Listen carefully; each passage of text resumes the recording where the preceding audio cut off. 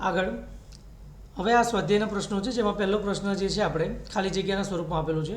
તો એ થોમ્સનના મોડેલમાં પરમાણુનું પરિમાણ એટલે કે 10⁻10 મીટર એંગસ્ટ્રોમ પણ કહી શકીએ. રધરફોર્ડના મોડેલમાં પરમાણુના પરિમાણ જે ફરીથી 10⁻10 ખાલી જગ્યા છે કરતાં ઘણું મોટું ના, કરતાં નાનું ના, થી જુદું નથી. મતલબ કે બંનેનું જે છે પરિમાણ કેવું હતું? સરખું. તો આપણે થી જુદું નથી આપણે લખી શકીએ. આગળ ખાલી જગ્યાની ધરાવસ્થામાં ઇલેક્ટ્રોન સ્થાયી સંતુલનમાં છે. તો સંતુલનમાં કોનું નહોતું? રધરફોર્ડનું નહોતું. જ્યારે ખાલી જગ્યામાં ઇલેક્ટ્રોન ચોખ્ખું બળ અનુભવે છે. તો પ્રથમ વાળામાં શું આવે કે પ્રથમ વાળામાં થોમ્સન મોડેલ જે છે, થોમ્સન મોડેલમાં ની ધરાવસ્થામાં ઇલેક્ટ્રોન સ્થાયી સંતુલનમાં છે, અને જ્યારે રધરફોર્ડ મોડેલમાં ઇલેક્ટ્રોન હંમેશા ચોખ્ખું બળ અનુભવે છે. ઓકે.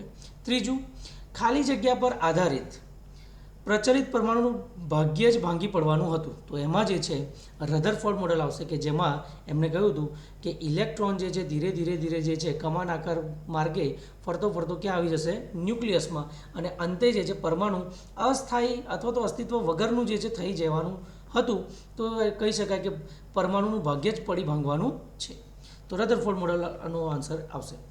ડી, ખાલી જગ્યામાં પરમાણુ લગભગ સતત દળ વિતરણ ધરાવે છે, પરંતુ ખાલી જગ્યામાં પરમાણુ ખૂબ જ અસતત દળ ધરાવે છે.